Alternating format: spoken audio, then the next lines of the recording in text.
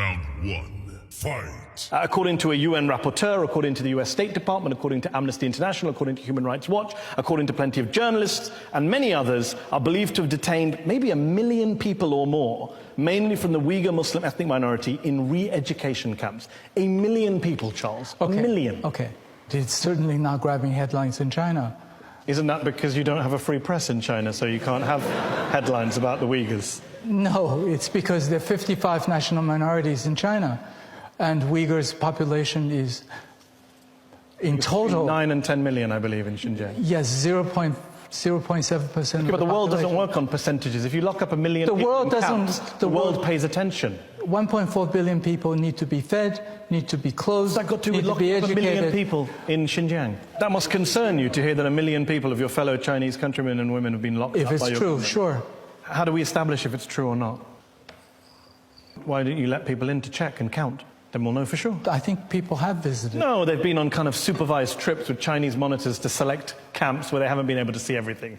In fact, Reuters went on a trip last year. They were taken around, they were allowed to meet some people, and the people sang, "If you're happy and you know it, clap your hands."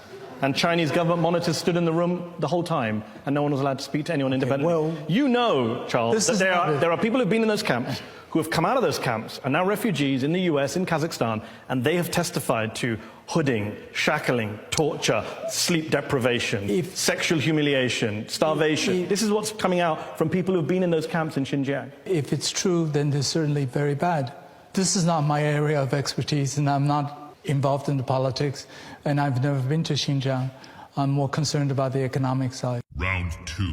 Fight. There's another gentleman, he was very promising footballer.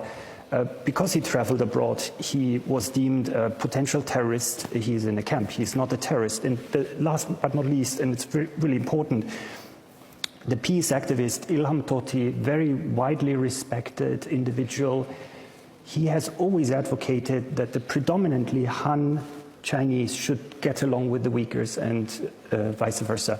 He was locked up for life for this kind of moderate advocacy on behalf of his own people. So I would say these 3 individuals need to be released immediately.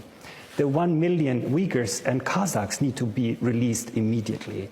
There is no justification to bring so much harm to them and their families. They should be able to live in peace and free from fear. Victor, what's your response to that? And Charles, you wanted to come in. Do you know how many Uyghur fighters are fighting in Definitely not 1 million. Syria? Victor. 5,000 people. So why not lock up those 5,000 people? Each Uyghur fighter fighting in Syria has about 3 or 4 persons in their family fighting together.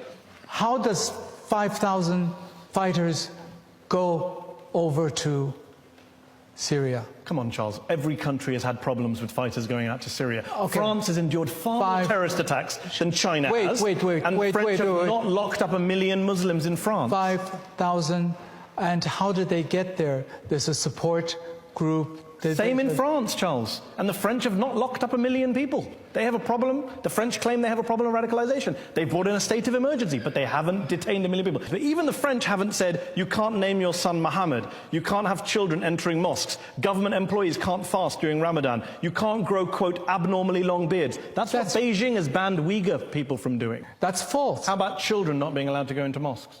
That's totally false. Why is it false? How do you know it's false? Because I've seen the photos of the signs. There are photos of. I have a neighbor, immediate next door neighbor, who is Muslim and who goes to mosque with his children. In Beijing? Yeah. He's not in Xinjiang. On the one hand, you say, don't ask me, I don't know anything about this. But then you jump in to say everything's fake. Final round. Fight.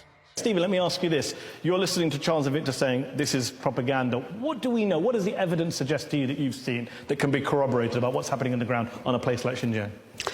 What we do know of the political system is that the Communist Party of China has a monopoly of the truth and a monopoly of history in China. Therefore, what they say must be true is by definition, and what anybody else has to say that does not coincide with what the party says are false news.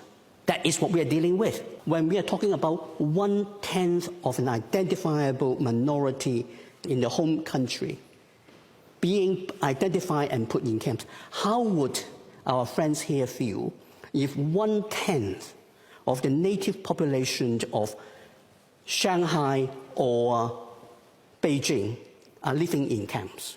Charles, do you want to answer that? I've never thought about that question. Okay, but he's just posed it. I just don't see it. I don't see it happening. I don't see it possible physically.